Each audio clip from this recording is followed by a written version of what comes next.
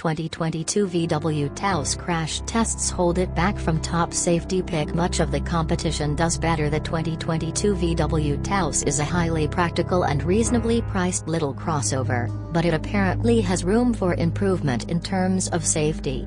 The VS tested it and found it lacking in a couple of crash tests as well as in headlight and forward collision performance. As a result, it missed out on getting a top safety pick award. The crash tests that the Taos underperformed in were the small overlap passenger side test and in the head restraint test. Both ended up getting the second highest acceptable rating. Furthermore, the base LED reflector headlights on the Taos received the second lowest marginal rating. Furthermore, the optional forward collision prevention system only got the basic rating for vehicle-to-pedestrian situations. The Taos did perform well in other areas, though.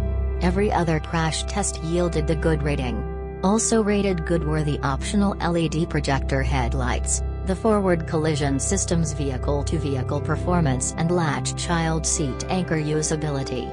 The Taos competes in a part of the crossover SUV market with a wide array of competitors, and a good number of them have earned the Top Safety Pick award, and some have earned the Top Safety Pick Plus.